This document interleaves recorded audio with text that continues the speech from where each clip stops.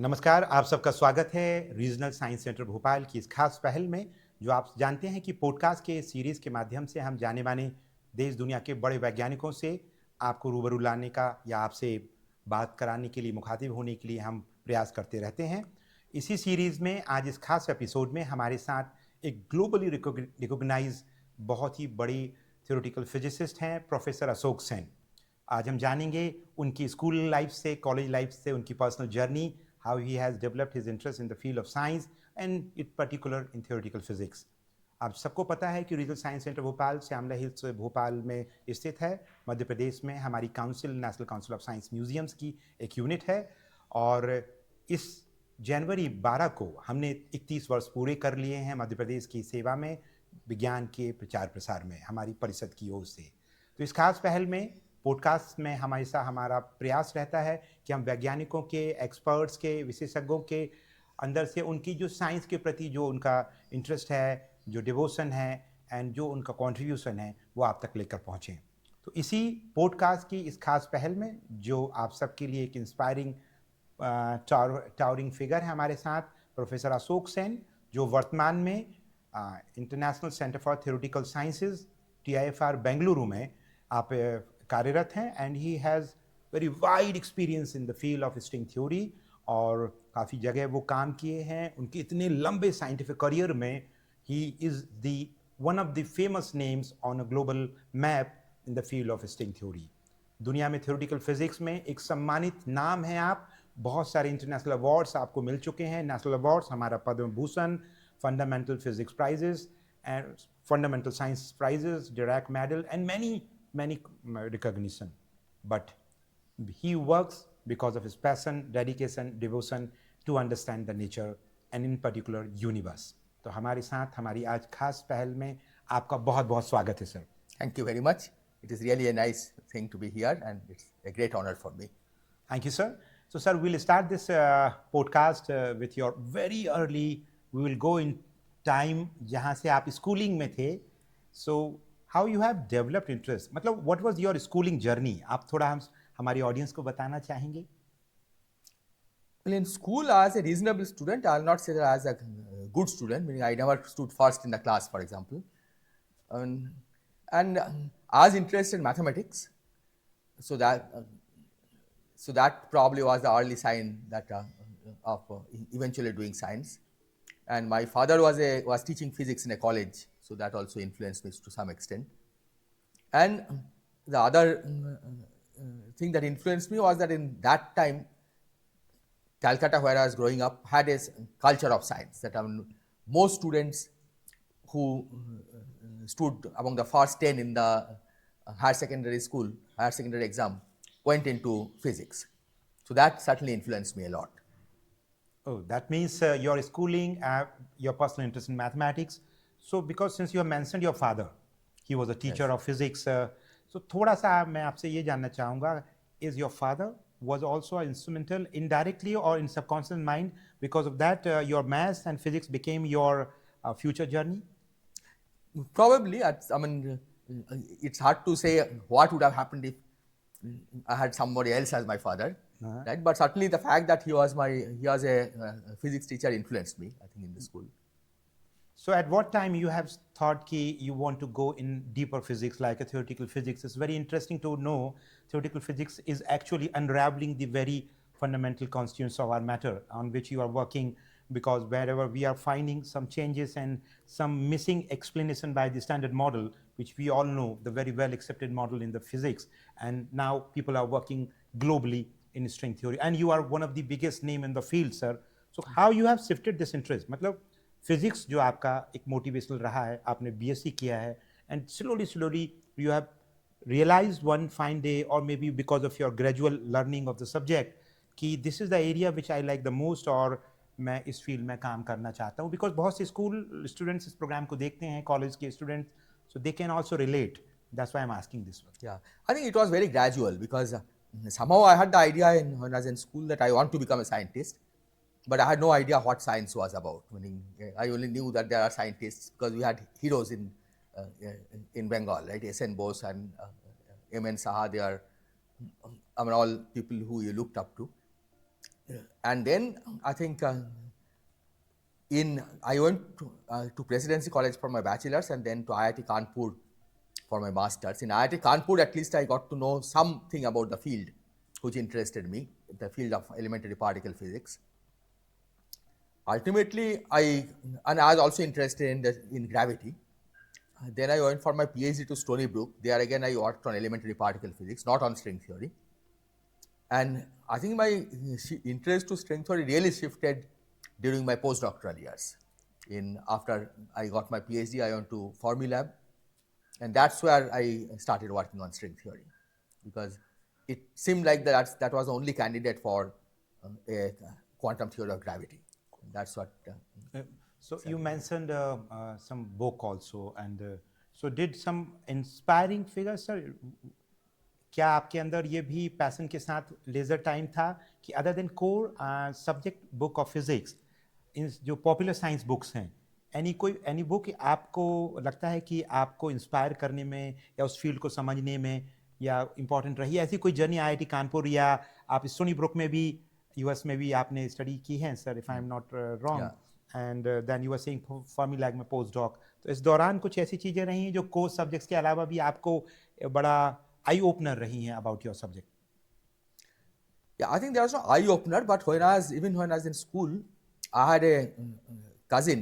I mean, we were living in the same house, older cousin, and he used to be interested in science, and he used to bring me a lot of books on science, and that I used to read them. Didn't understand very much, but I mean, that certainly had some influence. And then in college, I had some good teachers. I mean, for example, Amol Kumar Rai Chaudhuri, who was a famous scientist. I mean, we didn't know at that time that he was a famous scientist. We only knew him as a very good teacher. So he certainly influenced me. And then IIT Kanpur also had some good teachers. So I think it's all through. I mean, I was lucky to have some good teachers. Definitely. And that's, as you are the big inspiration for most of the students on this planet, and especially in that field also, जितने भी आपसे पढ़ने का मौका मिला है, उनका career भी इंस्पायरिंग रहा है, सर. और जैसे आप बता रहे थे, आप फॉर्मी लैब गए. Fermi itself is a big name of the lab. They were working elementary particle physics में, बहुत बड़ा नाम भी रहा है वहाँ के लोगों का. तो स्टीवन वाइनबर्ग भी बहुत बड़ा नाम रहे हैं स्टैंडर्ड मॉडल्स के क्षेत्र में. और at the later stage of his career he was actually in popular science writing also very much, कि वो he was writing many books for the enthusiast जो भी साइंस में इंटरेस्ट रखते हैं. But this is very on sincere and serious note, जो ब्रह्मांड की समझ है as of now, the constituents of matter, आपने भी एक्सप्लेन किया आज जो प्रोग्राम था कि quarks is the final, so far we have better understanding with the quarks and electron within the atom. तो आप कहाँ देखते हैं कि हम इसके अंदर फर्दर ब्रह्मांड को बेहतर समझने के लिए why we want to go much deeper at that level, जहाँ स्ट्रिंग जैसा कॉन्सेप्ट को इंट्रोड्यूस करना पड़ा, and you have very knack on that as duality also, sir. Can you say something about it, sir?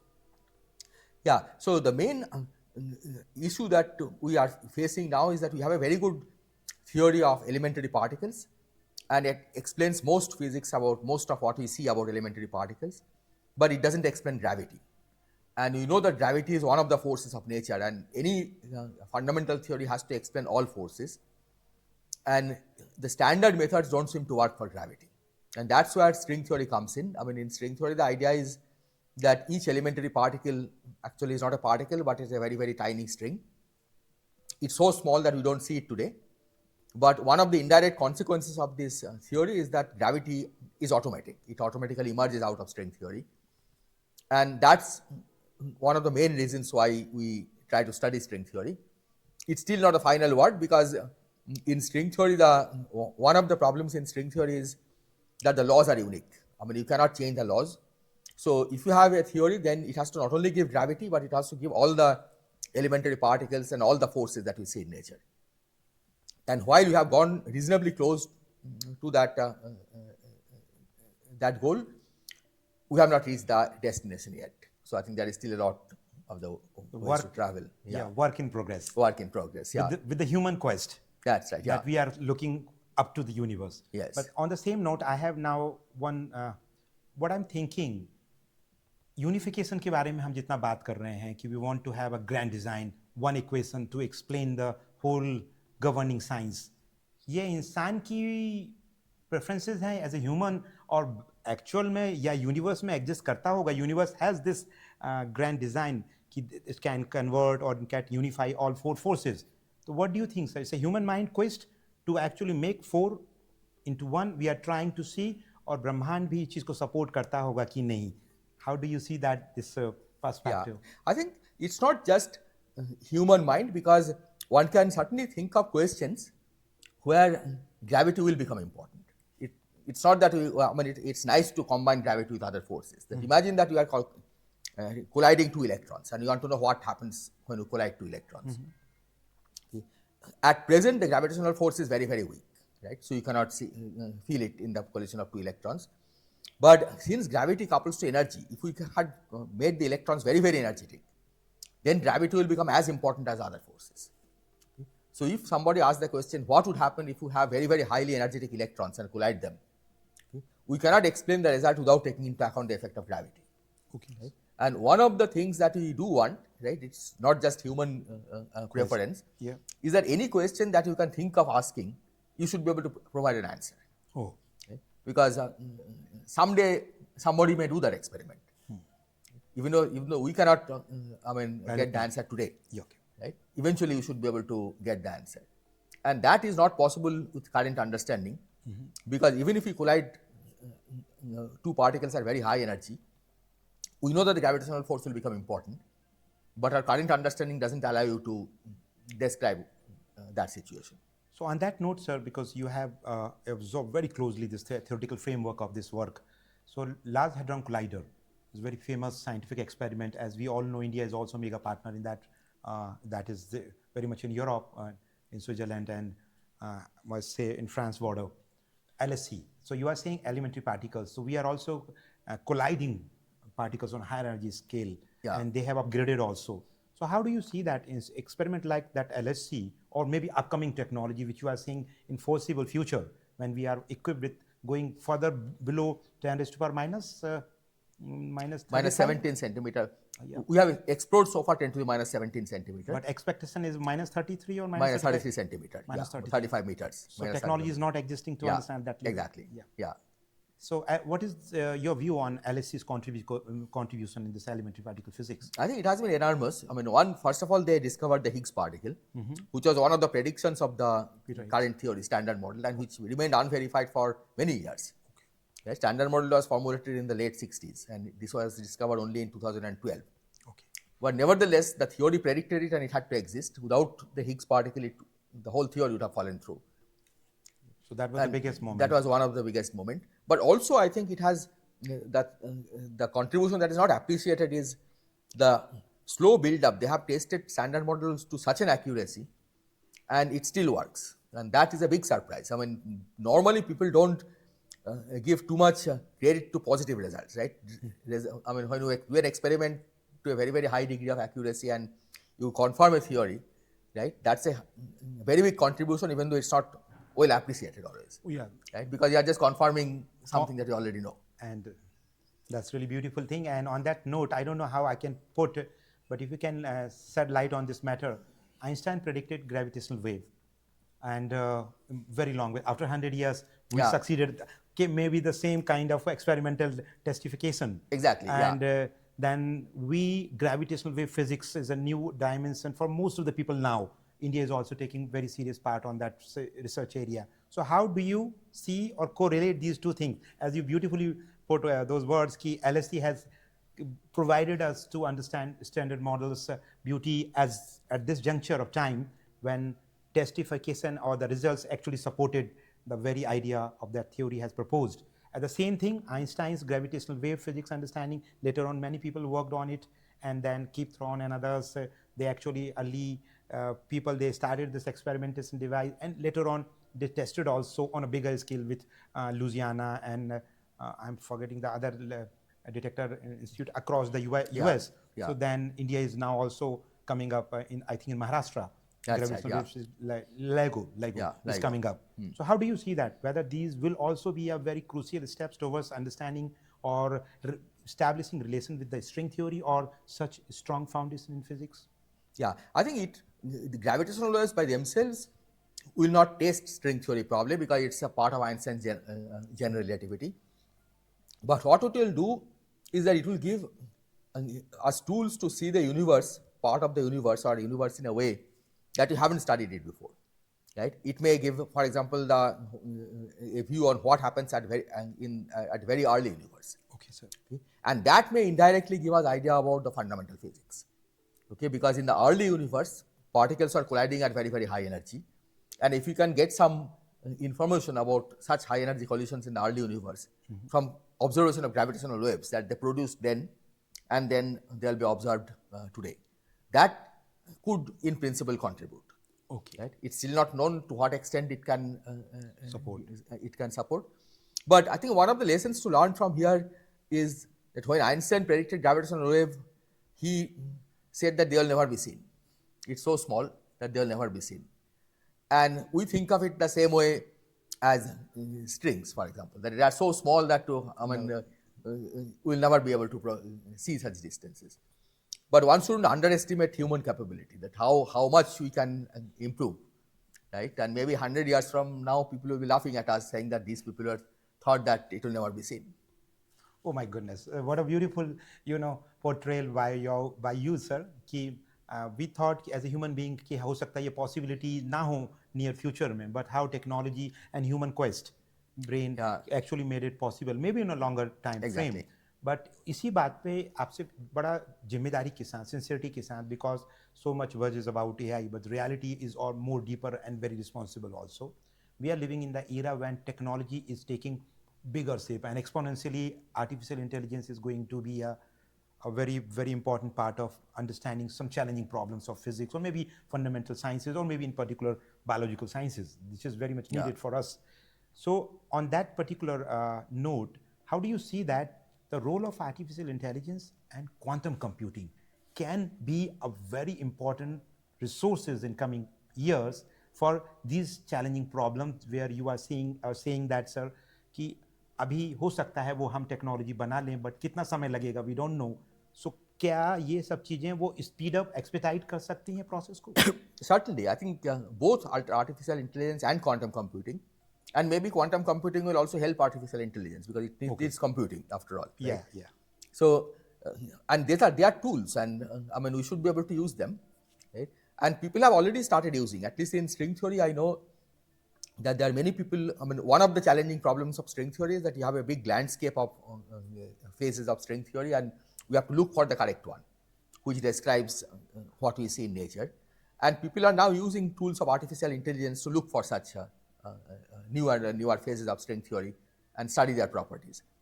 And it seems that these problems are really designed for artificial intelligence because they can deal with big data, and what we need are big data, right? Because you have a huge collection of phases, and you have to find, it's like looking for a needle in a haystack, right? And maybe artificial intelligence will be well suited for that purpose. Very.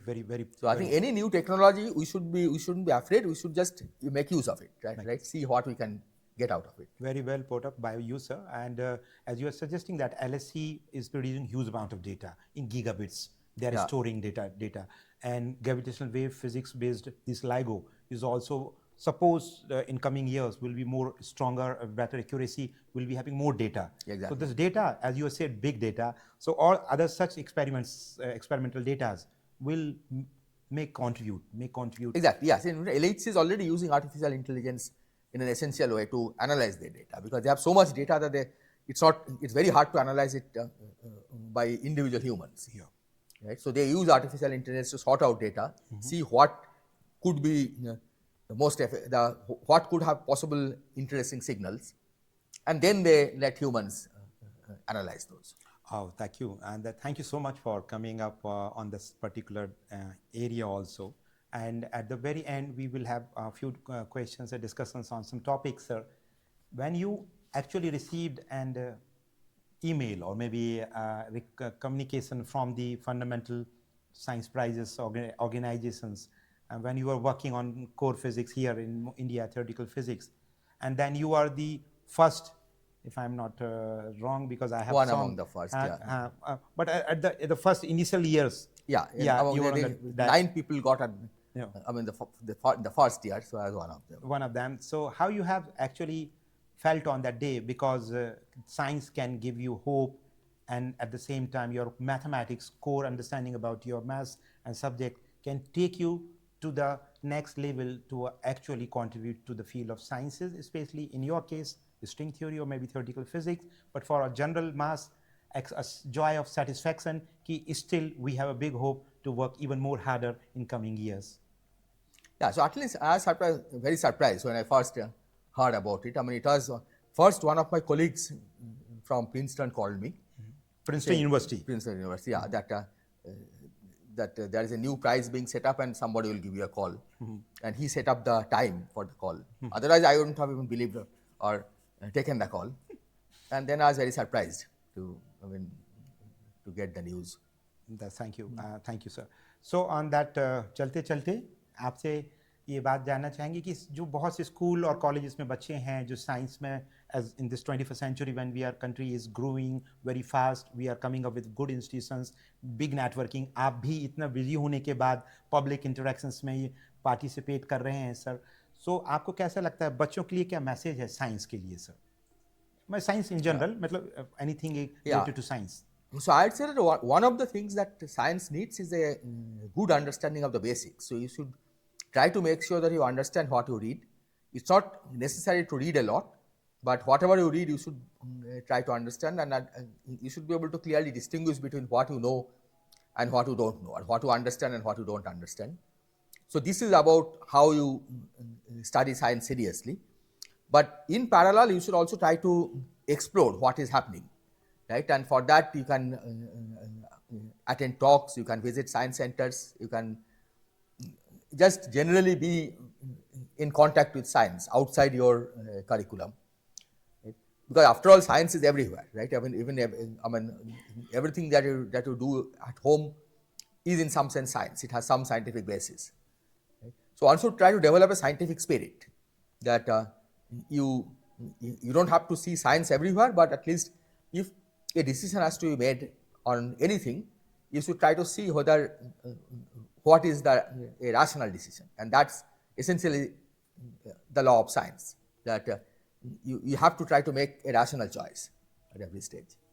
Oh, on that note, we'll conclude very soon. And one last thing, being so much curious case of Benjamin, as we all say, sir, how do you see that in foreseeable future? कब हम इस बात को evidence के रूप में establish कर पाएंगे स्ट्रिंग थ्योरी को? आपको क्या लगता है? As I said, I think it will be 100 years, but I may be fool, right? I mean, just like Einstein thought that it will take 100 years to establish, or he thought it will never be possible to see gravitational waves. Right? I may be a little more hopeful than that. I think that eventually it will be possible to either establish that string theory is the right theory of the world, or have an experiment that will rule it out, one or the other. One should be able to decide on this. Oh, thank you. When that will happen, I have no idea. That's really genuine and very honest reply to that question. So Science Center very important part होता है critical understanding में, critical thinking के लिए भी participatory experiences generate करता है, hands-on experiences मिलते हैं, and it has very core purpose कि how we can inspire the next generation. Actually, may not be necessary that all of them can go towards the science, but scientific inquiry-based learning culture. Exactly. So how do you see that? Why science centers are critically important for general masses and students also, and why they should visit? And how do you see? What is your thought on it? Yeah, I think it has a dual role. One is that many young people who are maybe early in their career, they haven't made a choice of what they want to do, science or not. They may get interested by visiting science center to become a scientist, right? So that's one role, and you bring them in contact with sometimes scientific lectures, sometimes scientific experiments. The other role is for people who are not doing science, right? Maybe younger people who will eventually not go into science, or even older people who are not in science, in other professions. Even for them, I mean, it is important to have a scientific culture, that you think of everything in a more rational way, and I think the science center can play a role in establishing that scientific culture among the general public, right? I think that role is also very important. Thank you so much, sir. On this 12th of January 2026, this Regional Science Center Bhopal, which is a unit of National Council of Science Museums, Kolkata, completed 31 years in the state of Madhya Pradesh. Thank you. Congratulations. So thank you so much, sir. So on that note, for the Regional Science Center Bhopal, आप कुछ कहना चाहेंगे, sir? Yeah, I wish all the best, and I hope that it will keep spreading science among everybody. Thank you so much. Thank you so much for giving your valuable time. Though we know you have full of commitments, and it's very big challenge to make all the necessary arrangements to actually fall as per your timeline. On that note, बहुत बहुत धन्यवाद आपका sir, आपने हमारे साथ जो समय बिताया और आपकी जो इंस्पायरिंग मैसेजेस थे, आपकी जो पर्सनल जर्नी थी, बहुत कम समय में हमने जो we tried our level best to decode. और मुझे लगता है जैसे आपने कहा कि आइंस्टाइन ने सोचा था कि ये तो हो नहीं पाएगा, पर ये पॉडकास्ट में रिकॉर्डेड ये वीडियो है, ये आने वाले हजारों सेकेंड्स, मिनट्स कह सकता हूँ, पर सालों में बहुत एक रिसोर्सफुल हो सकता है कि जब ये चीज़ें टेस्टिफाई होके इस्टेब्लिश हों तो ये सब content will be very relevant कि ये आपने पहले से बोल दिया था। Thank you so much sir for joining us. At the end मैं आप सबसे कहना चाहूँगा कि रीजनल साइंस सेंटर भोपाल, हमारी पूरी टीम और हमारी काउंसिल, हमारी परिषद की ओर से बहुत बहुत धन्यवाद हम सबसे जुड़े रहने के लिए। और विज्ञान, science is a way of thinking, कमाल की चीज़ है। आपका किताब या स्कूल या कॉलेज की चार दीवारें साइंस डिसाइड नहीं करती अकेली। Science is everywhere, it is a way of thinking. आप सोचिए, समझिए, सवाल गढ़िए और विज्ञान केंद्र जरूर विजिट करिए, जहाँ भी आपकी नियर विसिनिटी में है, इंडिया में या बाहर कहीं पर भी आप रहते हैं। अगर स्टॉक को इंडिया के बाहर भी देख रहे हैं, और अदरवाइज हमारी काउंसिल के 26 विज्ञान केंद्र भी हैं पूरे भारत में, और बाकी भी स्टेक होल्डर्स के। So please keep visiting science centre, and I will request कि हमारे इस स्क्रीन पे आपको QR कोड दिखाया जाएगा। आप साइंस सेंटर भोपाल से जुड़ी हुई गतिविधियों से जुड़ा रहना चाहते हैं तो प्लीज़ हमें फॉलो करें, सब्सक्राइब करें। On that note, thank you so much, बहुत बहुत धन्यवाद आप सबका जुड़ने के लिए। Thank you sir. Thank you very much.